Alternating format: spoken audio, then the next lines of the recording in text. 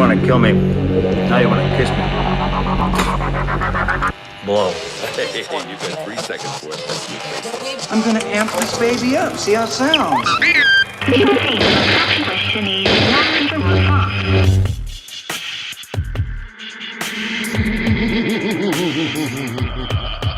This is the Fakeshemp.net podcast. Thank you for listening. My name is Glenn, and with me, as always, is Jarrett. How you going? Good, sir. And yourself? Pretty good. And we're pretty excited because we've got 2 guests with us tonight. Indeed. Very excited to have them with us.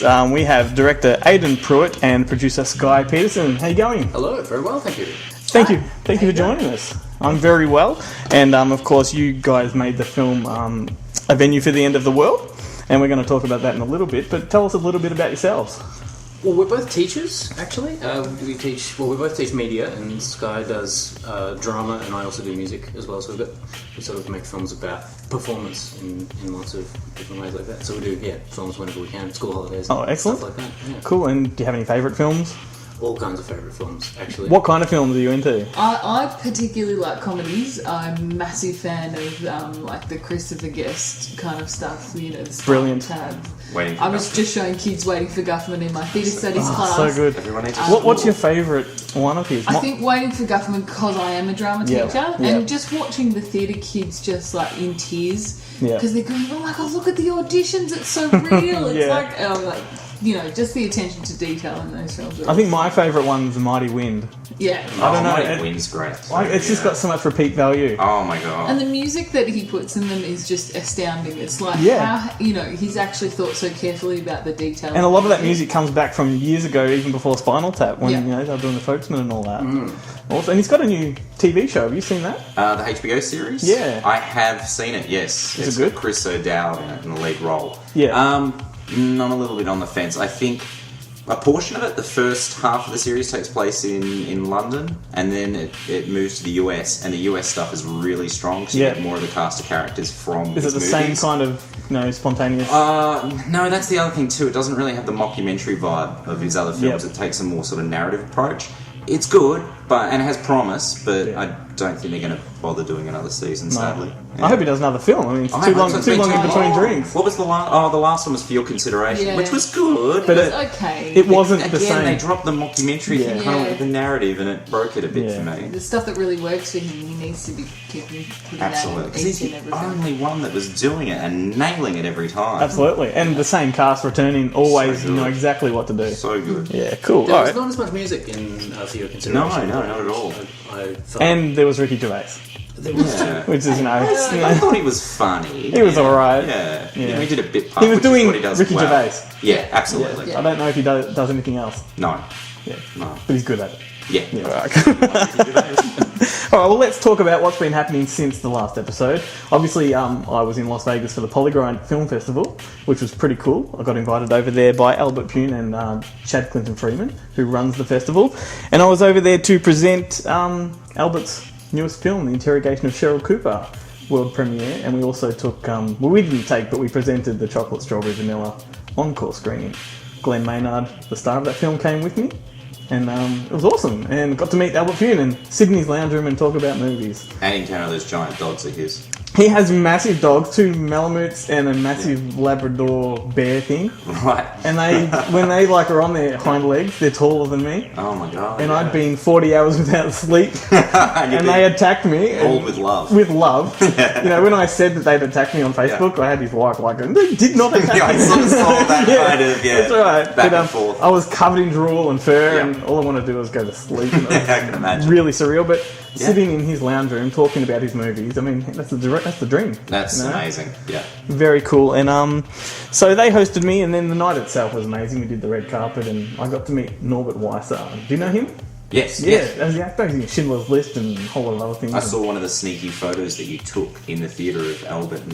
I stole that photo. I stole that photo. It looks so sneaky. Like, I'm going to take this photo. That was I think that was Albert's wife took that photo. She was sitting there and just took a photo of those two, best friends for 30 years, just having a conversation before the film starts. And I mean, they've made 30 films together. Amazing. Which is a huge collaboration, and he's a great character actor. So the other Glenn and I got to talk with him for a good, 15 minutes of just stories of old, and It was amazing. So it was a really, really good experience.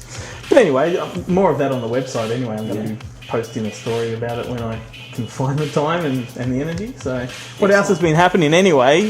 We went and saw the Go-Go Boys. We did indeed. This week. At the Classic? Explain that to people. Okay, so the Go-Go Boys is the documentary about, well, essentially canon films, but pre-canon films as well. We're talking the films that were made in Israeli. We're talking about we're talking about even post-canon films that explores what happened after the pair broke off. But it was part of the Jewish Film Festival, which was amazing. Sort of, we were battling to get through to the cinema. We were the only non-Jewish people there. We were the youngest people in the audience, That's true. Which was unusual. I didn't see that the people we were seated amidst, they didn't look like canon fans. It sounds like everyone was clearing their voices, but I was going, yeah, absolutely. Just doing this weird gibberish. And what a doco! It was quite amazing. It was it's an antidote to Electric Boogaloo, Mark Hartley's film about the same subject, but this film is less pessimistic, I think, and it explores the same story from the inside people, inside perspective. Yeah, financially as well as, and they don't skirt around all their failures. They address all that, you know.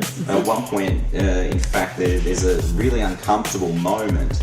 Yes, and you know. Basically, they say that they don't want to dwell on the failures, you know, they'd rather sort of move past it and concentrate on their successes, but at the same time, they don't deny that there were failures. No, that's right. And it's all there. It's not like it's a puff piece at all. Not at all. But it is much more a celebration than the other film, I thought. Absolutely. Yeah, so, and some of the guests on that, who were they? Jean-Claude Van Damme. Yeah, that was a surprise to see him there. Cool. In a really very sort of off-the-cuff kind of interview. Sitting beside a pool in his shorts. The story he told firsthand was a story that we've all read before. Yeah.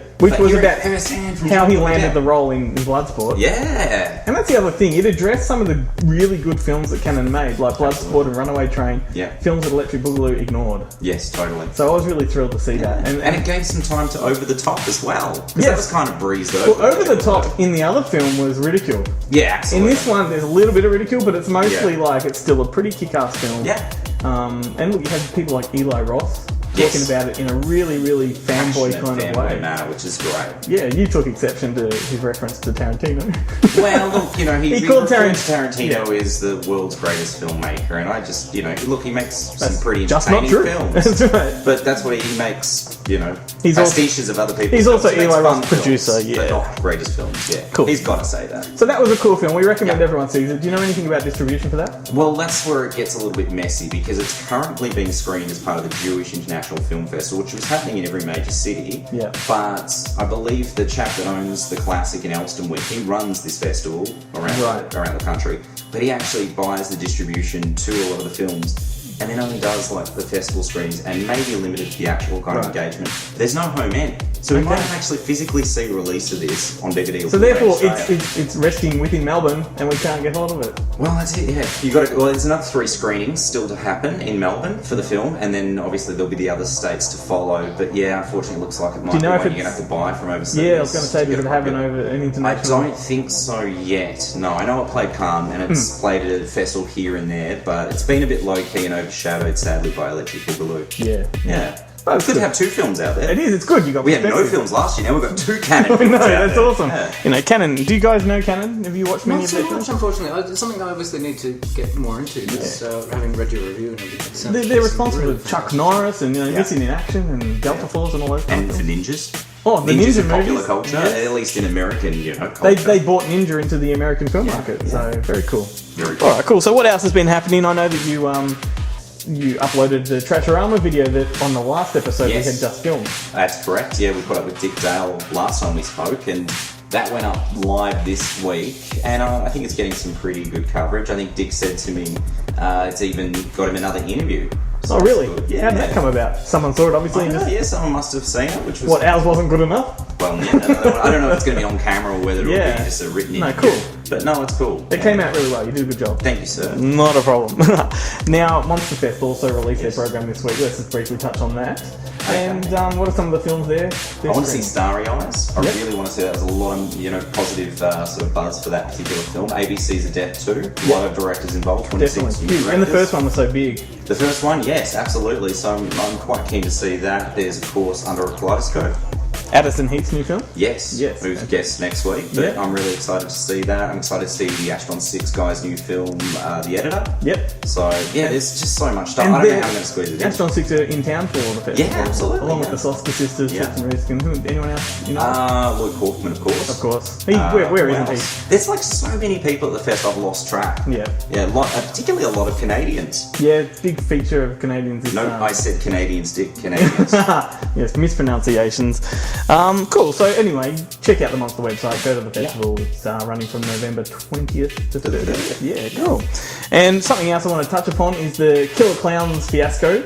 We were screening Killer Clowns along with 100 Tears. It was going to be on November 3, but we had to postpone the event. A lot of people assumed it was because I fled off to Vegas and was coming back on the same day. You were spending all that money, No. all that ticket money. I was coming back on the same day of the screening, which was fine by me. It wasn't a problem. But the issue was that the venue lost the licensing agreement to 100 Tears, and we couldn't scramble it together in time. So we've postponed it. We've got plans for it to kick off again really soon, but maybe in the new year. Yeah, I'm looking forward to it. Yeah, so I just wanted to address that because a lot of people have written to me thinking that it was all dodgy and whatnot, but it wasn't. No, we will still do it. Absolutely. Cool. Let's move on to our guests, Aidan and Sky. Let's talk about A Venue for the End of the World. Tell us about your film. People that haven't seen it, what is it?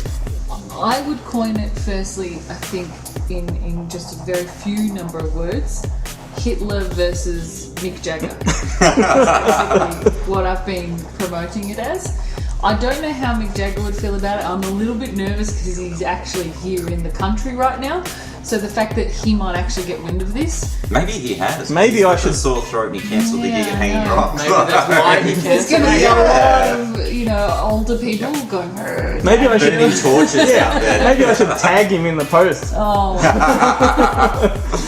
Yeah. So how does that work? Mick Jagger versus Hitler? Well, it's an exploration of power, basically, Right. and comparing the power Mick Jagger has in front of an audience in a positive way, that he can sort of bring joy to all of these people, and the power that someone like Hitler would have over a similar sized audience in a similar kind of a way, but for extremely negative reasons, and the ways in which both play with manipulation and work their audience up into a frenzy, really. Sure.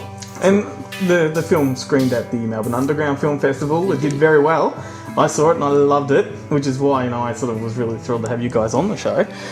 So, where did the idea come from? The big moment for me was sitting in the audience at a Roger Waters concert at Rod Laver Arena. Those of you who don't know, that's the bass player and singer from Pink Floyd. And he opened the show with this song called In the Flesh, which in the movie The Wall, there's this massive scene where it's a fascist rally basically with sort of Nazi characters running around creating a real frenzy and a violent thing and all this kind of stuff. And so Roger Waters comes out on stage and there's a spotlight and he's wearing an armband which is very sort of Nazi-ish. And he's got the trench coat and the jack boots and everything, and he pretty much just portrays Hitler for 3 minutes during this song, and a spotlight comes on into the audience and he's like, oh, that person, they've got spots and get them up against the wall kind of thing. And the whole audience is down on their feet. This is the full Rod Laver Arena on their feet, pointing at this person in the spotlight and praying for blood, basically. And I was there too, going along with this, and in the back of my mind I was just thinking, this is about as close as I could ever be to a Nazi rally in real life at this point, and hopefully as close as I would ever be. But where can we go with that? And How quickly a mob can turn. For sure. So that was where the idea came from. That was back in 2007, and just sort of gradually grew. Was it always intended as a feature-length documentary? Or pretty much. Because by the time I got to where I wanted to create that story as a story, I just finished work on a 25-minute short called Me and the Devil Blues, which is about blues music in America and stuff. And I thought, we've done the 25-minute thing, we've done another shorter one, which is about 10 minutes, and it was time to take the next step. And by the time we got the interviews down, it sort of played out as being feature-length. Wow. So if I can just backtrack a little bit, when did you first start dabbling in filmmaking for sort of releasing to audiences? And well, the blues film was done while I was at VCA. Right. I did the documentary masters there, and one of the best things about that was that they allow you to take their equipment overseas if you wish. Oh, wow. And so That's huge. we did this whole thing, and we had a real fiasco with Akane getting the customs forms and everything for taking all of this gear to the States and getting it back again. And when we got there, somewhere between LAX and JFK Airport, our $900 microphone went missing, and we had to we had to sort of source another microphone. Well, it wasn't ours; it was VCA's microphone. yeah. So on the phone to the police, and then they're going, "No, you need to call the what's it called? The Port Authority. Port Authority." Yeah. So I'm on the phone to the Port Authority, trying to get this microphone, And having to fill out documentation like a stat deck saying we didn't sell the mic in America for tax reasons, blah blah blah. So that was a bit of a nightmare, and but that film that was played at a number of festivals in mostly overseas. Strangely, yeah, it did quite well overseas and didn't do much down here, unfortunately. And can people find that? It's on YouTube at the moment. Okay. Yeah, it's about 5 years old and stuff, so we can check it up. Yeah, for sure. Put that up. The other film before that was called Me, Myself and iPod, and it's about the idea of like ego really, and using the iPod as a symbol for an egotistical person, like blocking off the world with their earbuds kind of thing. Yeah. And that actually got us some free trips overseas to festivals, which was really Are you nice. kidding? Yeah. For sure. There's one That's in, amazing. there's one in Beijing, and then bizarrely, a week after we found out about the Beijing one, we found out about one in Munich, which was that started the day Beijing finished. So we actually got paid to fly to Beijing and then immediately then go on to Munich for a week and then and back home. That's incredible. That is really, that's unheard of. They took care of accommodation and all the rest. I mean, of did it. other filmmakers in the festivals have that luxury? We haven't come across it since. No, wow, that's very cool. But to have two in a row within Yeah. it was a real a lovely introduction. It's got to be a morale boost to like really give you the confidence to sort of push forward. Sure, Yeah, it was a sure. very surreal thing, but quite lovely.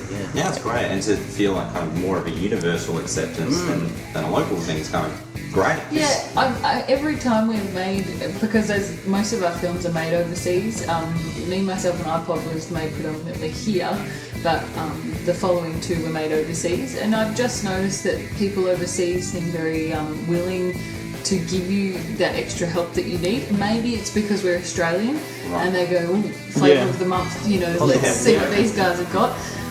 Love their accents, that kind of stuff. But in terms of, just getting that extra assistance, they've been very generous when we've gone overseas, particularly in the US.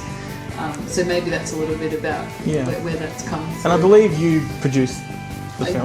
I did produce. And how is that? Like, what is that where you expected to be? Is that what you wanted to do from the get-go with all of these? I think because naturally, just I quite like organising things, a little bit, like that. So I'm sort of drawn to that. And there is always, it's always helpful to have someone on your team that can say, that's a great idea, but let's just scale that back a little bit. Because no disrespect to directors, they often have these really wild, awesome ideas, but then in reality, that can be where it falls apart. And just having that person that can sit there and go, well, let's think about the practicality and actually getting the product there. And so that's kind of where I come in, I guess. So, but we are very much a team. It's the division of roles can be a little bit blurred at times because obviously we're also married. Yes, I was going to mention that. I was going to say, how does that work? I mean, is it a good teamwork, or is it a lot of headbutting and conflict? Or no, it's very good teamwork. Yeah. I mean, we've known each other for a long time now, and we, I'm coming out with these crazy ideas that are unrealistic sometimes and stuff, and Scarlett's be like, well, let's try it in this way, and then that will be the way that works. Sure. So that will be... So not necessarily quashing the idea, but actually getting something that's practical. Yeah. Things like with the venue for the end of the world, there's a moment at the start of the film that I go out and address a stadium full of people, and you're not sure at that point in the film what that is all about. But my idea initially was, I want to find a stadium full of people. Great, how do we do this? And then Sky was like, well, I'll email some people that I know, and we'll see what we can come up with. And so I was going to touch on the stadium that scene. particular moment looks terrifying. Yeah, was that terrifying? Because you set the film up with, the camera follows you down a corridor, and I'm not giving away spoilers by any means. That looks terrifying. You could see the nerves from the back of your head. Like, just looked really tense. How was that experience? Well, about 5 minutes before that scene where I'm walking down the corridor and onto the stage, I threw up. And Oh wow! you don't see that in the film, but the person who was organising it's a political rally, and the person who was organising that rally came to see me, and the first time I met her, she's the president of this organisation. You can watch the film and find out what the organisation is, but she came up to meet me, and that was the moment when I first met her, like 5 minutes before going on. And I just went, oh, this is real. This like, big shot person is talking to me and saying, you know, how are you feeling? And I had to feign like enthusiasm, and then she left, and I just went straight to the bathroom. Wow, and it's amazing because you weren't exactly warmly received when you first walked down on stage. Well, we won't give away what the purpose of this is, but you know that's just the most daunting thing I've seen on absolutely cinema on big screen. You could really feel it. We were very lucky to have some good friends of ours who run a company called Rising Phoenix Entertainment, and they came and did a big steady camera rig for us. That looked incredible. Followed us out with beautiful lenses and everything. Because I noticed Sky makes a cameo in that scene too. Yeah. Yes, I am on camera for that. we had 6 cameras covering the event. Wow. And because we needed it really to get all of the angles of everything that was going on. There are also relatives dotted around in the crowd right. so you can see people that kind of vaguely look like us. Okay, so with the film, how much did it cost? What was the funding model for this? Because I don't know how. It probably sounds a bit. It sounds very professional. Look, to be honest, we've said before, we're both teachers, and teachers don't make a whole bunch of money. So obviously, money was always a bit of a consideration. So we have not sourced any outside funding. That's what I was going to get to. All. Yeah. It's purely all self-funded. Part of the reason for that is we felt if we went for funding that there would be some things that we'd have to consider, that there would be other people that would be involved in the sort of production of it. Sure. And we're not making it for that reason. We're making it because we like making films. Yep. And to have someone else come in and say, oh no, you can't do that, oh, we want you to do this, that kind of defeats the purpose of our making the films.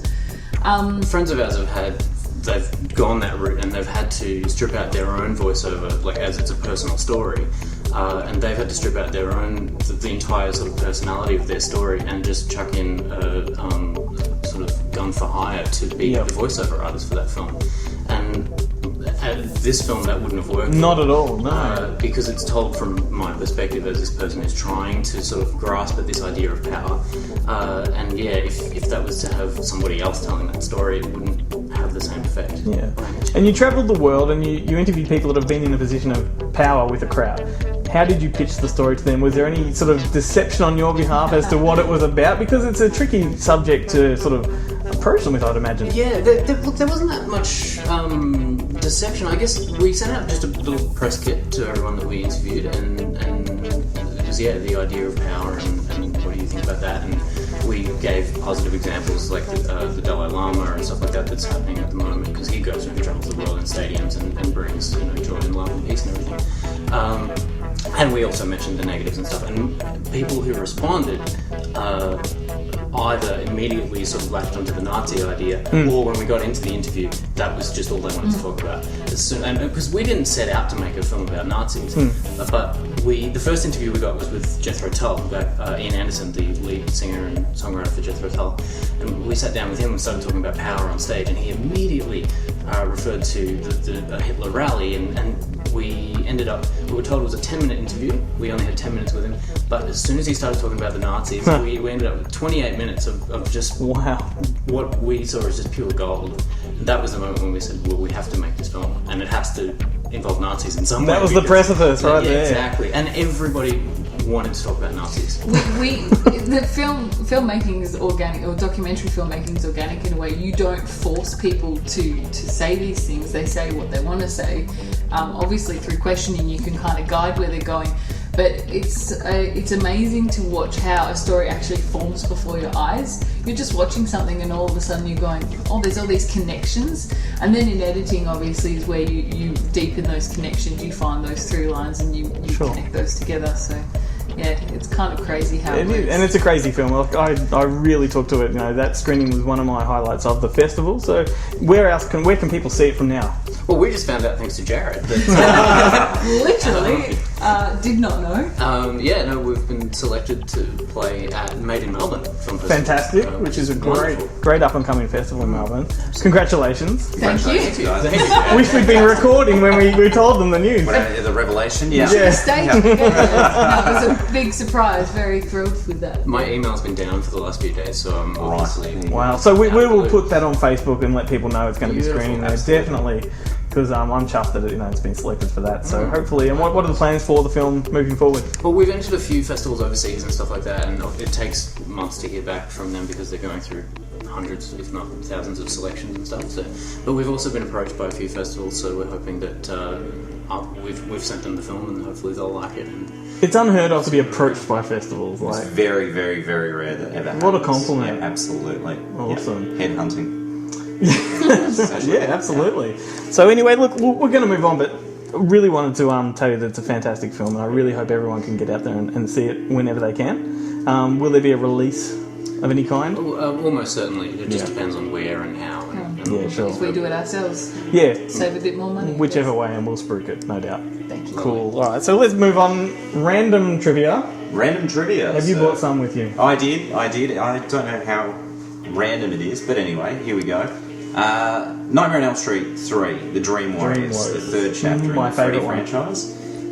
It was actually banned in Queensland when it came out in 1988. right? Everything was banned in Queensland. It was. It was the Sir Joe Bjorky Peterson government. We had a separate... Well, I grew up in Queensland from age 6 through to about 24 or so. So I missed so many great films, and we'd have to hunt video stores down and stock stuff from New South Wales so we could get to see these Sure. films. But they banned a lot of stuff that they shouldn't have. Like Nightmare on Elm Street 3. The rest of Australia got it. It was rated M, banned in Queensland, right? It was rated R. No, it was rated M. I checked Really? the classification board today. Yes, it was rated 3 times. The first time for Yeah. theatrical was rated M, then it was rated for video twice as M. So I don't know. I've seen an why. R-rated VHS. When Yes, I no, yeah, used to do but that. that's funny too. You mentioned that because the VHS did have an R on it, but it had an M, another M sort of triangular sticker. I think they printed the slicks, and then it got. Right. They thought it was going to get an R. They might have gone ahead of time. Having seen the and film, relabeled it as it's an a fucking M. R-rated film. It should have been an Yeah, R film, but absolutely. for whatever reason, it was an M for the rest of the country. Queensland didn't get it. Yeah. Then there was a change in government in Brisbane in about '89. I think it was Wayne Boss came in. They abolished that Queensland border censorship, which was awesome. Yeah. So finally, people could see Nightmare on Elm Street 3. But here's the kicker: is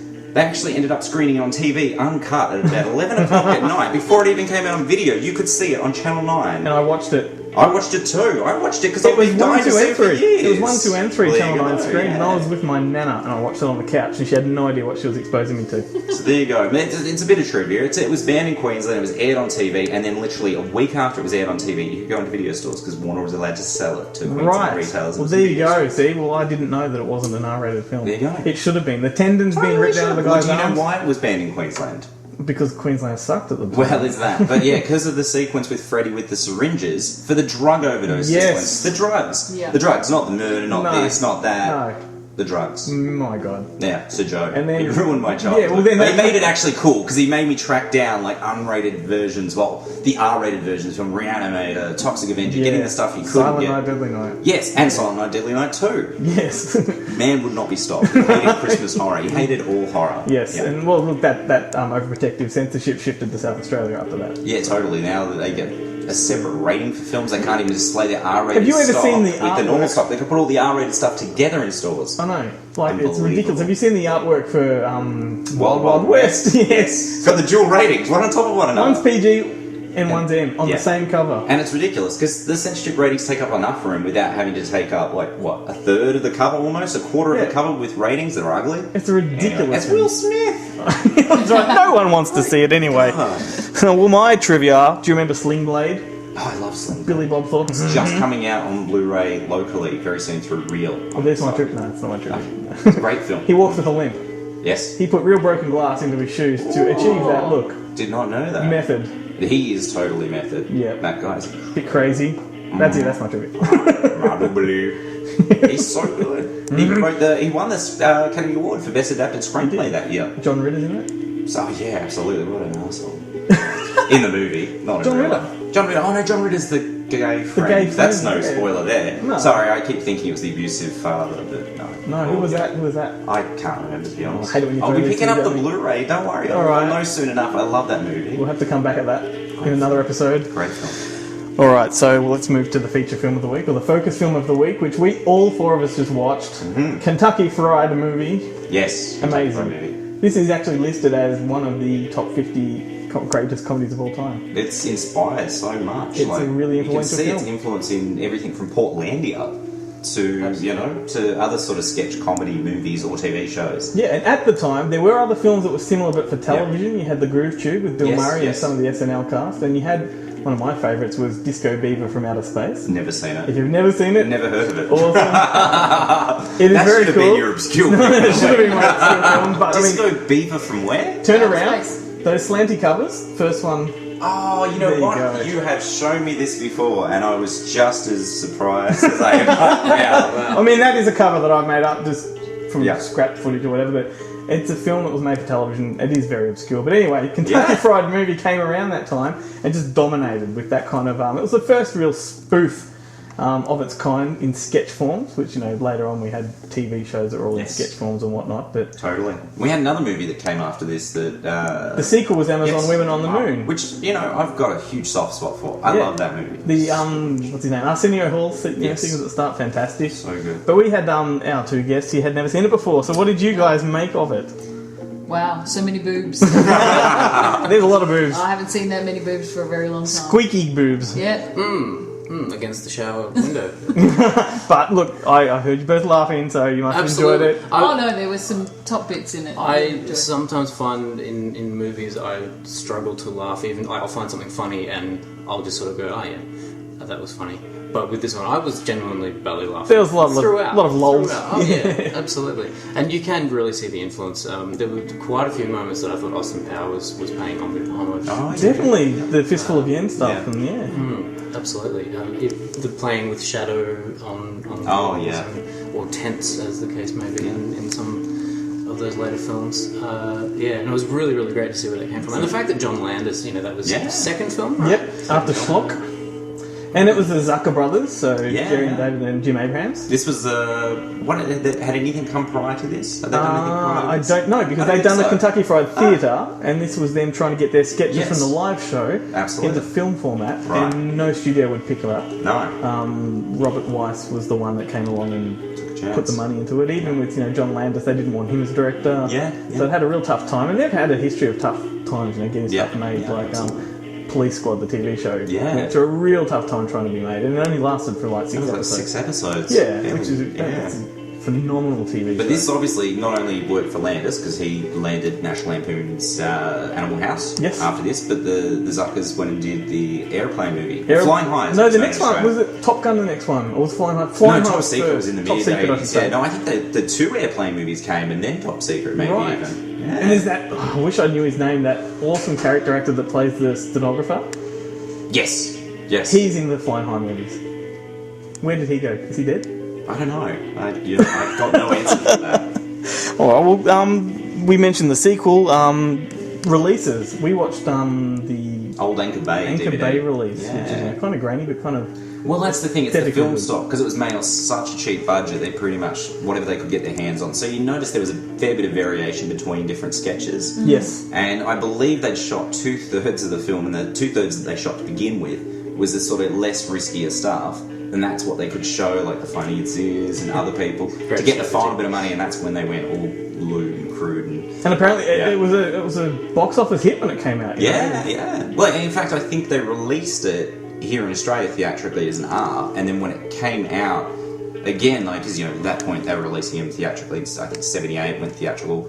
Then there was no video, so it came out again about 81, and they recut it to an M, so they could get an M out there and do doubles at drive-ins, I imagine, and things like that. Yeah. And then released it as the art on video through the old Video Classics label. Yes. And I remember the art as a kid going, what the hell is this movie? It's You just had this jumble of art. You had a sneaker, like a Converse sneaker. Converse sneaker with the Statue of Liberty coming out, like a bloody... It's like a crock pot of comedy. Yeah, it was just insane. I didn't know what to make of it. That and Groove Tube, like both Yes. those covers were just amazing. They were. Yeah, I very haven't cool. seen Groove Tube in a long time. I haven't Need seen to it since revisit video. that one. Yeah. Wow, we should do that. And there's a 2-disc Arrow release that people can find, but there's also a Blu-ray coming out. Right, okay, I did not know that. And yes. a Blu-ray coming out, if it's not already out through Shout Factory. Cool, very Which is cool. very cool. I don't know how much they can do with Blu-ray with this particular release No. because the source material would be pretty rough. Look, the audio commentary Yeah. is fantastic. I don't know if they've got an updated version of that, but Yeah, the yeah. original commentary from this release is amazing. It's very, very, Very cool. funny. And it's got some home movies too, shot by the Zuckers Yes. on set, so you get to I see love some of the these behind the guys. scenes Yeah. zaniness that Yeah. went in behind this Absolutely. particular film. So that was a worthy feature film of the week. I have to it was great. shout out to Deborah Nadolman for costumes on that because it is sketch. There's so many opportunities for her to just play around with. I'm assuming it was a very early film for her prior to her doing Blues Brothers and Yeah. I believe Indiana Jones as well. possibly. We may have to fact check that before we put it.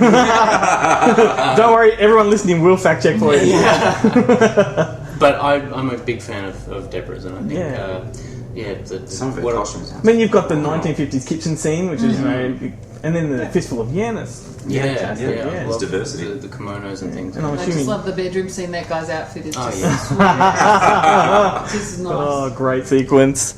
All right, so I want to move on to guilty pleasures. Oh, guilty pleasures, sir. Okay, so did you want me to do my guilty pleasure first? Did you want to do your guilty pleasure? Do you want our guests to do their guilty pleasure Well, first? the thing is, Who's feeling guilty? Well, I assume your guilty pleasure is going to go on and on. No, I tried to make it really short because I want to spend a bit more time on my obscurity this week. All right. So Normally I spend a lot of time on the guilty pleasure, but there's not much. nevertheless, batten down the hatches because Jarrett has got one for you. Alright, it's a 1988 film with Harrison Ford. Any ideas? Hanover Street? No, that wasn't 88. But anyway. Or whatever, I just threw a name out there. Okay, no, well, alright. I was hoping you would Can I say guess? Frantic. Oh, okay. I'm thinking, was it possibly Working Girl? Oh my god, yes! Ba-ba. Yes, the Mike Nichols film. There you go. Working Girl. Yeah, I revisited it actually this week. Melanie It wasn't Griffith? going to be Melanie Griffith. Yeah, who's never been I've never been a huge fan of her work. I think she's great in things, but I don't love her. But I love Sigourney Weaver. In that period, I thought she was very attractive. I think it was about like 9 when the film came out. It's a very retro Big kind of crush film now. on her. Yeah, absolutely. Okay, Yeah. so let me just take you quickly through a synopsis of it. So you've got Tess McGill, that's played by Melanie Griffith. She's struggling to make her mark on the world of big business in New York City. She's loyal, hard-working, bubbly yet intelligent secretary who is seemingly always overlooked for promotions. However, opportunity presents itself when her ruthlessly manipulative boss, Catherine Parker, played by Sigourney Weaver, is injured overseas in a bizarre skiing accident.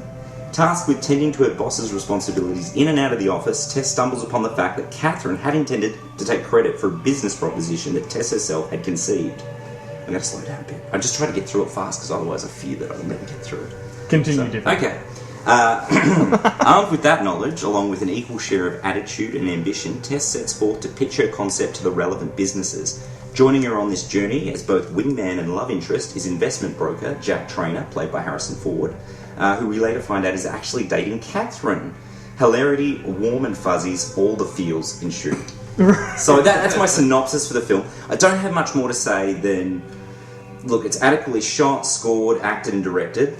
It's a pretty unremarkable film from a critical perspective, but it's fun, and no doubt, in that era, in 1988, it was a very empowering film for women. It was a big My film mum at went the and saw time. it with some of her friends, and I was really jealous that she went and saw it, because I loved Harrison Ford, I loved Sigourney Weaver, and she came home and she brought me the movie magazine, and I was like, I had to wait for video about 6 months later, but it lived up to Interesting bit of information expectation. about Working Girl. Yeah. Probably about 6 years ago, we sold it at my video store. Okay. Had about 20 copies for sale for $5 each. Wow. Still got 4 of them. Holy shit. Yeah, it doesn't move. That's insane. It's coming out on Blu-ray in the US in January. Well, that's why they're all waiting for I'm that. wrestling. I'm wrestling. I'm like, is it going to have extra features on it? Because I want a commentary, damn it.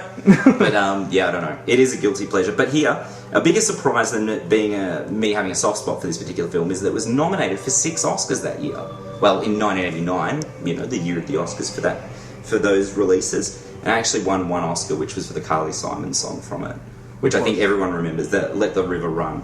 I don't You remember know, that. well, you'd hear it and you'd Hang know on. straight away. No, I'm not singing it. Oh, please. Come on. I've got a song in my obscurity that I might hazard Because a bar people or do two expect that from you these days. I know, the expectations are high. I'm feeling the pressure. But Working Girl, it's, I don't know. It's just... I wouldn't feel watched too it. guilty about it. I don't feel guilty about it. It just seems like I think it's a weird one for me to like. It's not like... I like bad movies, sure. This isn't a bad movie. It's just not a great movie. It's not soap dish. It's just a weird movie. No, but I really want to watch that again too. And it's got Sally Field in it. And I think she's still hot. And she's She is. ancient. Definitely. God bless her. She's a nilf. incredible. But that's a great cast. I can't wait to watch it. Whoopi Goldberg's in it. Yeah. Robert Downey Jr. Kevin I've Kline? got to watch... that might be another guilty pleasure, but I don't feel so guilty about this. No, I wouldn't. So, I'm going to pass it on. Aidan, did you... Do you have one you want to share? We didn't prep them for this, but if you have a... Oh, don't you... Actually, no, we did prep you for this. The obscure one we did. okay. My mistake. Fully prepped for guilty pleasure film. All right. I'm a big fan of anything that makes me feel guilty. So the one that I picked has to be a Hugh Grant film, Okay. and it's actually one of his less successful ones. But of course, it's a romantic comedy. Oh. So hold your breath. Which one could it be? 9 months. Not 9 months. I was like, I just threw it out there. Englishman who went up a hill and came down a mountain. I haven't actually seen that. I was going to say nobody's seen that. I did see it, yes, but... Obscure. No, it wasn't that good. No, it's shit. I can't wait. What is this? So Sky's going to cringe at this, but it is Mickey Blue Eye. Oh my! Seriously, I feel like I've watched that film every 6 months. I swear, every time he goes to put it on, I'm going, didn't we just see this? He's like, we saw it 3 years ago. Mickey Blue Eyes. Well, there is an element of shame in there, I suppose. I haven't heard anything of this film probably since it was released theatrically, so that's awesome. You just came out of the blue What is with it? that one. What is No it pun about intended. Mickey Blue Eyes? Well, it's basically Hugh Grant meets The Godfather, and for me, that's the winning combo. Because I've always had a crush on Hugh Grant, and I've always had a crush on Marlon Brando. So, I mean, Marlon Brando's not in it, but you get the... Is it James It's James Caan? Caan. It is James James Caan. So put those two together, and sparks fly. Who's the love And interest Sky in this? shaking her head. I remember it was a really It's attractive actress. Jeannie Jeannie Tripplehorn. yes, from Waterworld and Basic Instinct. Yep. Love her. Yep. Oh, I do love her. too. I haven't seen her for years. No. She doesn't return my calls. But I remember this film really well because it came out at the same time as Fight Club. Yep. And at the time it came out, I'm not going to say how old I was, but I was at high school. No. And we went there for an excursion at the end of the year, and they were going to take us to a movie, and they just were going to take us to whatever was playing at the time. And we were all like, Fight Club, come on! Take it. And, so all of these, fairly young kids, and they took us upstairs, and we're like, should we just sort of nick into the other one and watch Fight Club instead? But we all ended up watching Mickey Blue Eyes, and as a young kid, I was just like, wow, I think it was probably the first gangster film I'd properly seen. Gangster. That is Wow. So as an introduction to that world, it was A like... gateway, if you will. Exactly. And Gateway what movie. better actor to be introduced to that world? Hugh Grant. I love it. I love Hugh Grant. though. Yeah, I do too. He's great. But then seeing The Godfather a couple of years after that, and knowing just the character of Sonny Corleone as being the father of Jeannie Tripplehorn, it all just sort of... My brain exploded a little bit. That's very cool. It reminds me of The Freshman. Do you remember? Oh, The with Matthew Freshman? Broderick. Yeah, and yes, Marlon Brando. And Marlon Brando. And the amount of fights that went on that film, I heard it was... Ooh, I want to watch that again. Same. I've been wanting... And the giant lizard in that movie, too. You're the master of releases. Has it got one? It's available on DVD. I think it actually got a local release on DVD at We're some gonna do point. it. Yeah, I think so. Right, let's move on to Been a Sky's long guilty pleasure. Well, mine is Easy A. Don't hold it. Right. Emma Stone? Yeah. I Emma love Stone. Easy A. It I is hate Emma Stone. such a- And the film itself's good, but I don't like her. But sorry. I really like Emma Stone. I think she's got really nice comic timing.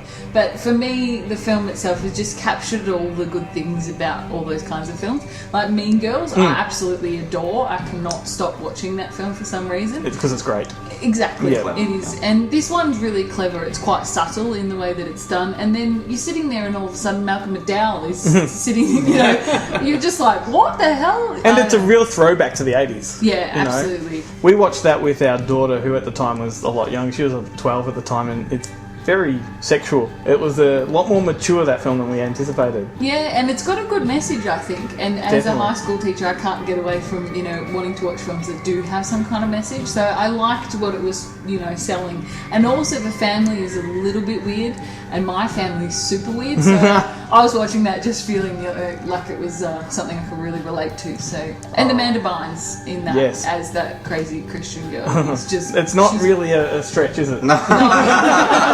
Sorry, Amanda That Bynes. ruined her. But yeah, there's the one scene where they're sort of sitting together and they're playing their music. It just that just makes me tear up because it's just so funny. It's So would that be your favourite Emma Stone film? No, that'd be The Amazing Spider-Man 2. No. Oh, absolutely. Isn't that everybody's? Everybody's. No, I think probably Mean Girls wins for me. Yeah. Yeah. Mean Girls are fantastic. I can't get past that one. But yeah, obviously this one's a bit more of a guilty pleasure, I think, because lots of people have watched Mean Girls and I don't know how many more I've watched either. They should. They should. Yep. If you like that, then that's probably nice connection. Who did she play in Mean Girls? I don't remember at all. She one of the bitchy friends? Yeah.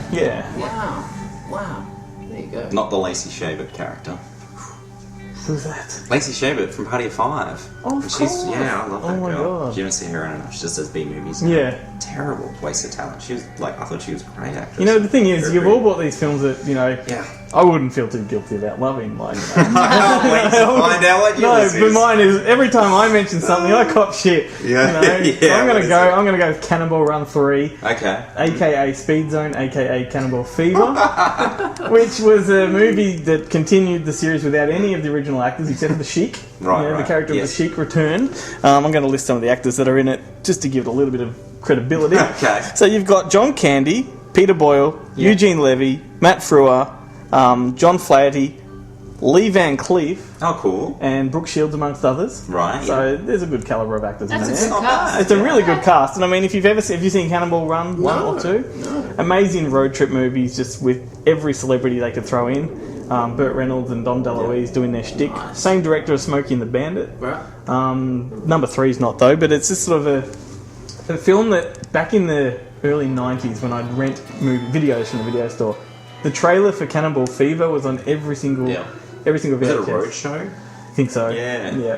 I never saw it. I just remember seeing the trailer a lot. Yeah, I mean, I haven't got a lot to say about the film other than it's just one of those films that as a kid, Yeah. I liked it more than the others because it was of my generation. Yeah. And it's just one of those films you mention it and people laugh at you.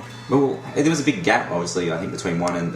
1 and 2 came out, but there's a big gap between Yeah, well, 2 number and 2 was a 3, big yeah? shambles because no one got along. It was Right. made just for the money. In fact, Yeah. Frank Sinatra was in number 2 Yeah. with Burt Reynolds and they hated each other, so they were never in the same room to shoot the same scene. So there was always like a Fakeshemp, like a stand-in yeah. back Very to the cool. camera and all that. So it was very troubled. So that's probably why it took so long and no one returned for number Number 3. three. Yes. Yeah. In fact, it obviously wasn't called Cannonball Run 3. It was Yeah. Speed Zone. Right, Speed Zone. Strange. There you go. And that's my No, that's a good Guilty one, man. pleasure. I don't think I've seen any of your guilty pleasures yet since we've been doing this program. Air Bud was the first. What was the last? I try to come up with ones that what was I'm the really last ashamed one about. you spoke about in the last program. The last one. It was not Caddyshack 2, was it? No. Because I mentioned Caddyshack 2 Caddyshack with 2, it, because yeah. I love Caddyshack 2. Yeah. Shit, I can't remember. No, well... I've got so many in my mind that I want to Yeah. talk about. I know. Yeah. Alright, you put me on the spot. Sorry, I didn't mean to do that. I'm sorry. We should have a list on the wall. We do, yeah. We should do a little How's that bit. for preparation? I think we'll do that next time. Alright, cool. Alright, so let's just forget about that. Okay. And we'll move on to the obscurities. Excellent. Obscure film of the week. You can go first again, because it makes sense. Okay. Speed. Oh, what this was is the what's one name that's of gonna- Cannibal? Speed Zone? Speed Zone. Okay, so this is going to be Speed Zone because I'm going to try and get through this fast, the obscurity, because I did write a little bit about it, mainly in the synopsis though. So if anyone needs to use the toilet... This is the time. Okay, so my pick for obscure film, it's not super obscure, but I just don't think anyone really saw it. It's not under many So I guess it is radar. kind of... Came out 2012. It's called Dark Horse, directed by Todd Solondz. Yes. And I love this Black movie. cover with the emblem of the dual emblem on the Yes, front. that's the Australian art. The Yeah. American art had the pink top with the Yes. chest and Dark Horse little. I'd say gold that necklace. is an obscure film. It is obscure. I Not an think, obscure yeah. director, but an No, obscure obscure film. film. Yeah, absolutely. Out of his entire catalogue, this is his Dark Horse. Yes. It was released 2012. I only saw it for the first time earlier this year, and then I was drawn to watching it again this week, and that's when I went, well, this is going to be my obscure film. Wicked. Watched it with the wife, and I tell you what, I loved it even more the second time around. I wanted to watch it again this morning. Isn't that weird? That is weird. How does it stack up for you in terms of his films? I think this might be my second favourite of his films. Happiness to you first? No. Damn. Storytelling. I think storytelling's my favourite, and then this third, and then happiness. Okay. And then Dollhouse. I think that's Okay, all cool. of them. Palindromes is my least favourite. Oh, is it really? Which I think you like a lot, because we had a conversation about Life this After earlier in the year. Wartime's my least favourite. Oh, yeah, that's... The sequel to Happiness Yeah, with I know. different That's actors. down the thing, but Palindrome's at the bottom. But I'm going to revisit Palindrome. Anyway, So, let's get this Dark Horse. without further ado, Dark Horse. Out of the stalls and everything. Okay. Okay, so we've got Abe, which is played by Jordan Galbert. I think that's his pronunciation of his name. Despite him being in his early 30s, he's effectively a child. He's babied by his mother, played by Mia Farrow, financially supported by his father, played by Christopher Walken. He's the youngest of 2 children, lives at home, and works for the family business. Though the term work is used loosely, as he spends the bulk of his time at the office trawling eBay for 80s toy paraphernalia and sulking. Abe is everything that's wrong with the modern populace. He's quick to temper, never contributing, feeling he's owed, and ultimately blaming others for his own shortcomings. He's the quintessential asshole. As unlovable as he may be, he finds potential suitor in Miranda, played by Selma Blair, a beautiful yet broken woman who is heavily medicated as she is hopeless. Once an aspiring writer and now aspiring mess. The pair meet at a wedding, being the social misfits they are. They're seemingly the only 2 that aren't on the dance floor, which leads to an awkward conversation where Abe manages to procure Miranda's phone number. Upon what may be deemed as their first date, Abe proposes in a cringe-worthy and spontaneous manner. Days later, Miranda calls Abe and sheepishly agrees.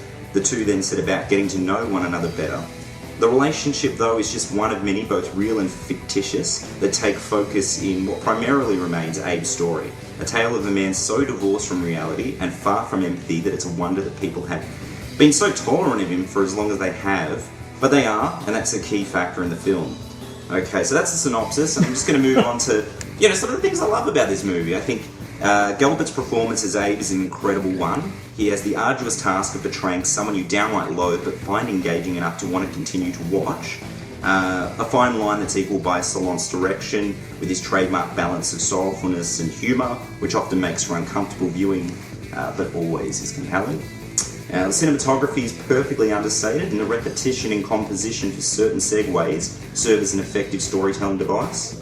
And from memory, there's no score in the picture. And I even looked up on IMDb, and no one's credited for one either. However, the music, there is music, and it's in the form of song, which is used to great effect in accentuating certain elements within the plot. And particular kudos must be paid to Michael, I think his surname is pronounced Kisser, for the track, Who You Want to Be, a solid upbeat pop anthem that feels very early 1980s, kind of the Air Supply-ish, and I'm a bit of a closet Air Supply fan. It sounds, absolutely. And if you watch this movie and you hear this song and this song's not in your head for days afterward, you're already dead. Okay, aside from that, Dark Horse wasn't met with the same critical praise or humble box office of the director's previous films, and I personally think it's among his best. His films are definitely an acquired taste, but for the true believers out there, this is a smorgasbord. It's the Bon only... appetit. And I've got a bit of trivia. Did you rehearse that bit? Do you want me to go back and do that again? No, that's all right. No, okay, sorry. Right. It's the only film of his I haven't seen. I've got it, but I haven't watched it. You've got to watch it. I will. Watch it I will. tomorrow, man. All right. Like, seriously. I know that I think we spoke about this probably a week after I watched it earlier this year. You were over and we had the pizza and we were talking, I think mainly about Life After Wartime, but this came up and I'm like, oh, sorry. Yeah. Anyway, if you're a fan of Salon's, I'll note that Blair's character, Selma Blair's character, she's listed in the closing credits as Miranda and then brackets afterward formerly V. Which leads me to believe this is the same character she played in Salon's 2011 picture Storytelling, only it's 10 years later, and there's obvious parallels that can be drawn to the fact that she was studying creative writing and storytelling, and then by her own admission in this one, she's a failed writer. So it's very subtle and small, and it's not a sequel in any nature, it's just like, this is the journey of the character a little later on, and unbeknownst to me, until I saw the closing credits, I went, oh my god. Could it be a character that comes along again in a future film? I certainly hope so, because I love Selma Blair. I think she's not in enough stuff, and she doesn't get these roles. She always gets this shitty American comedy stuff, and it's always a support role. But I think she's definitely got talent, and she's very pretty as well. She's very engaging to watch. She's great in that John Waters film. Oh, Dirty Shame. That was a great role for her too. Because, you know, you've ever Talk seen about her in a totally big different boobs. light. She's got the biggest in that one. Ridiculous. But Dark Horse. Knee knockers. Dark Horse, see Dark Horse. I will. Hunt it down. It's on sale at them. Well, I'm not promoting where it's on sale. You can pick it up for around $7 at JB at the moment, which is cool. super cheap. I don't own a copy, and I'm buying it next weekend. Excellent. I'm going to go out and buy a copy. So, Aidan Prewett Schy, do you like Todd Solondz? Do you know much of his I know work? nothing. Wow, you need to I'm now fascinated. I will need check to him out. definitely go check him. His films, this one sounds like it's a little more straightforward than most of his films. It's very, right? yeah, it's more straight ahead. It's less characters and it's far shorter, but it's so funny. A good way to describe him, there's one film we did called Palindromes where the same character throughout the film is played by 5 different people of different races. And this as is well. pre the Bob Dylan film that Yeah, came right. out with Yeah. that Kate Clearly Blanchett a and big everyone. influence. Yeah, Yeah, and so- the Imaginarium of Dr. Parnassus, Yes, where you have multiple actors playing the same so character. that's the kind of filmmaker he is, but he doesn't really give you an explanation as to why he's doing No. it. It's just sort of, you've got to accept it as a fact and go with it. And it's not weird, it's not like he's trying to do some Lynch sort of thing. Yeah. It's very narrative driven, very funny, and he just, there's that fine line with something that people might genuinely find offensive, but he just has a way, personally I think, of getting away with it. There was Yeah. a lot of heat when Happiness came out, particularly in Queensland. Well, because it's heavy on pedophilia and Yeah, which is, you know... in a comical, very comical way. Yeah, that's the weird thing. He manages to get away with it and make it funny. Yeah, Which he, is he, just he really attacks these bizarre. ugly issues in a very comic way. So you got pedophilia. You got what else is there? What's the other one he did? Storytelling. Like you rape and all Oh this yeah, kind of stuff. yeah, oh absolutely, yeah. Well, Yeah. storytelling, yeah, everything. And abortion Oh, there's and, yeah. racism's addressed in his films. He's pretty prolific when it comes to the issues he tackles in the way he Yeah, does. he doesn't, yeah. he doesn't, you know, doesn't hold back. Yeah, Cool. All right, shall we move on to mine? absolutely. So. All right, my obscurity is a film from I believe 1977, and it's an Australian film called The Journey Among Women. Have you seen this No, one? I've never seen this film. The cover art of the DVD freaks me out. It's a really controversial film. The premise of this film is it's set in colonial times around the Parramatta area, about a group of women that are imprisoned, and the redcoats, the generals and the officers at the time, use these women as their sexual tools. So they rape and they abuse just constantly. And anyway, these women eventually break free, and they escape into the wilderness where they create their own utopia. Right. So Okay. these parts of the film are covered with naked women everywhere, frolicking. It's very it's very salacious in its depiction, but it was written by a really prolific feminist poet at the time. I can't recall her name. But anyway, these women are living a life of utopia, and then the redcoats catch up with them. And the depictions of violence and sexuality are really graphic. Can't imagine at the time how that would have played out. I mean, it would have shocked the shit out of people. Late 70s, And as you can see from the 77, DVD cover, even on the back, it's got appraisals from critics. It's one of the best films.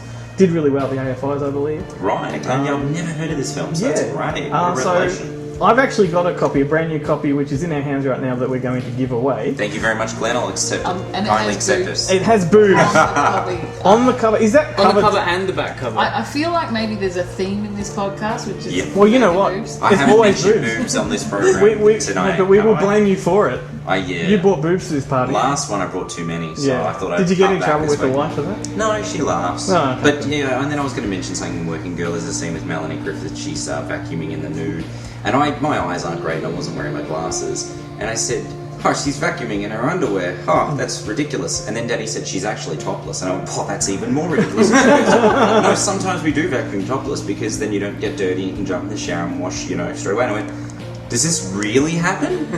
And I'm like, "This is what's happening when I'm mowing the lawn out the front. You're vacuuming." That's like Oh, when I don't know. women have I think she, sleepovers. I think she was messing with Right, I me. But reckon she needless to might have say, yeah, that happened and just seemed kind of unnecessary. Well, Melanie they were Griffith going has- after a small male demographic. Back We'll get then- them in with Harrison Ford and Melanie Griffith vacuuming naked 3/4 into the movie, just so they stay till the end. And she was naked in Wild Things. She just liked to go out back then. Totally. She's all about nudity. God, yeah, body double. Which is a far cry from Journey Among Women. Yeah. This No, is actually yeah. very, Sorry, very no, sick. this sounds It's a very very- serious film. I'm sorry to move from that into boobs, but But the cover does disturb me. I don't. Yeah. It's probably not the original artwork, although it could be. Yeah. So it's a naked woman with a tomahawk, basically. Yes. Swinging it at the viewer. Yeah, and she's actually she's got a lot of Aboriginal face paint on because they do meet an Aboriginal tribal woman who teaches them how to live off the land. Right. So, look, I'd highly recommend everyone see it. Like I said, I've got a copy to give away. Yes. So if everyone that's listening, you can just send us a private message on Facebook. Just mention the title of the film, and the first one to do so will earn themselves a copy. So definitely good. A film I can compare it to if you want to know what it's like aesthetically. Did you remember the film Van Diemen's Land? Yes. The convicts walking through the bush. It's just Beautiful like that with shot. women. Incredibly There's no well shot. cannibalism, Yeah. but there's a lot of affection amongst Right. them. Okay. Yeah, I know. It's very strange. I watched it with my partner. Salacious elements to sure. I had never seen it before. I'd always known about it. The never heard of reputation it. really sort of preceded it, but it freaked us out. That's incredible. I've never heard of it. I'm borrowing your copy. Yep, definitely. I need to see it. Take it home. Yeah. Cool. So that's the obscurities out of the way, and Did you just randomly have an obscurity Well, you I just wanted wonder to if it mention? is obscure. One of my favourite films of all time, Young Frankenstein. oh my classic. god, Mel Brooks. yes. Brooks, classic. But whenever I mention it to people, because it's one of my all-time favourites, they just look at me blankly like, Oh, they're "Pop idiots. film?" They're Yeah, idiots. Okay. Yeah, I'll that's get pretty rid much of what it is. I can Beautiful. confirm that in my business at the video store, it's one of the highest ranking comedies. it. I'm very glad, Yes. because it is just absolute gold. The putting on the Ritz scene is about as Oh, good as yeah. it gets. Like there was an absolute family quotes that go on for years that we don't know, that they were actually in the film. Just put the candle back, that kind of thing. Would you like to have a roll in the Yeah, hair? roll in the hair, throw a I could do them all, but I won't. Oh, mate, what a great film. I don't know if Classic. it's obscure. It is obviously to a lot of people that Yeah. haven't heard of it. Well, how old would that film be now? It's 77, I Seven, I think, yeah. Yeah, so And it's look- like 35th. No, like They could have done a double bill of that and Journey Among Women. 1977. Perfect. One. Yeah, there you go. Perfect. Drive-in. But I need to use that as a bit of a segue because Yes. I think the perfect companion piece is actually Dracula Dead and Loving It. People put that film down all the time, but if you've seen it, it is so clever and it is such a really, really good homage to the old classic the old classic Universal monster. Yeah, films. yeah. And I just think that's a really underrated film. Yeah. No, I'm not getting a lot of love out of that. Well, no, not that I don't like it. No, I think it was great. I think it almost came at a bad time. I think it came at the tail end of all the, police Naked Gun movies. Yeah, yeah. Because everyone was kind of tired of seeing Leslie Nielsen. That was the do it. problem if it was Leslie Nielsen. If it had been different casting, I think, Well, yeah. come on, But I if think you- those Harvey kind of... Korman in it? Like, No, I think the satire sort of movies in that period, not Yeah. parodies, not so much the scary movies that came shortly after, but the satire sort of stuff like that, and the Bill Murray one, The Man Who Knew Too Little. Yeah. Awesome film too. Those were great films, but they Yeah. kind of just largely ignored. It was just Yeah. that mid-90s period that just... Definitely. Yeah. But it's I watched it back to back with Young Frankenstein. I think Right, they work yeah. together really well. Yes. What about you, Aidan? Have you got anything? I always love telling people about this film because so few people have heard of it. But every time I make a documentary, I go back and watch this film and just get inspired by it every time. I know what you're going to say. It's called Sherman's March, and it's by a guy called Ross McElwee. He started out getting funding from one of the big companies like HBO or something like that to make, well, maybe not HBO, but it was late 70s he got funding. So he went off to make a Civil War documentary, very straight-laced, and the film starts out like that for about a minute. You get 1 minute of straight-laced Civil War documentary. There's a red line moving through America showing the path of the Union soldiers coming through and pillaging the South. And then it cuts from that to him pacing in his hallway, and he's like, I just got dumped by my girlfriend. I can't make this film anymore. I'm just going to go off and do other stuff. And so the entire film is... The subtitle to the film is a search for romantic love in the South during a time of nuclear arms proliferation. Wow. I have never heard of it. No, It's I know, it sounds wonderful. good. It's awesome. It's an epic. It's a 3-hour documentary, and it's this guy's love life basically, and parallels between that and the Civil War because he does follow the path of the Sure. Civil War, Yeah, meeting wow. women and date. It's amazing. He's a bit piece of a film. train wreck himself, unfortunately, but it's just brilliant. He's still Like, making films, but one bit where you just the sound completely cuts out, and so you can't hear the sound at all for the film. Like you're just watching this woman do exercises, I would say. he goes to meet this woman. It's the first time his mum has set up a date with this woman, and so he goes out with her, and she's in a leotard of all things, and they're walking by a lake, and she just starts doing these squats. And she's talking about how she's exercising her pelvic floor, and then And suddenly he's the talking sound, about how intriguing it is, and then the sound just drops out, and he goes, "Well, I don't know why, but at some point here, I accidentally turned off my Nagra recording device." And he's just sort of basically, it's a shot of her crotch going up and down. Oh my god! Well, your enthusiasm has sold me. Like, Yeah, what was it called? Sherman's March. Sherman's March. It is difficult to track down, but you I'll guys track have it. the means Yeah, anyways. Yeah. of course. Wow. Yeah, where there's a will, there's a Yeah, way. we'll do that one together and maybe talk about it. Totally. Yeah. Sounds good, man. Cool. All right, let's do the weekly wrap up. So I just want to just quickly give a shout out to the people that sort of hosted me when I was in Vegas. So some of those people are obviously Albert Pune and his lovely wife and producer Sylvia Kernan, Chad Clinton Freeman, Shane Ryan, Tommy Vegas. They were all really awesome when I was over there. I had always wanted to meet them all since I met them online. Right. And yeah, they lived up to their reputations. They're fantastic. So thank you to them for having me over there. And big shout out next week. We're actually pre-recording an episode to sort of because Why were you telling them that? why am I telling them we that? were going to fake shame. No, we're not. No, I don't mind telling this because we've got some commitments coming up. Yeah, we've got lots of stuff and we on. can't record on the normal date, so we're going to pre-record with Addison Heath and some of the cast from his upcoming film Under a Kaleidoscope. So That's correct. I really can't wait for that. Very excited. But it's been an absolute pleasure having Aidan Prewett and Schy Peterson in with us. Thank you so much for coming been in. so much fun. Thank you for having us. Very enthusiastic. It really you guys. helps Yeah, it was great. sell a movie to me for sure. So everyone should get out and see A Venue for the End of the World wherever you can. We'll definitely keep mentioning it on the website. So thank you, everyone. Thank you, Jarrett. Thank you, Glenn. Thank you, Aidan. Thank you. Thank you, Schy. Thank you. All right, we'll see you next time.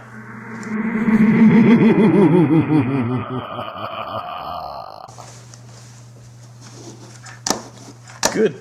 Excellent. Sweet. That was Awesome, guys. good. Thank you. Yeah, it was fun. And we ran 1 hour and 3 minutes. Sweet. That's really good. Yeah, because I was watching it. And I was Plow through it. thinking at one point, I was like, oh man, maybe I need to cut down that.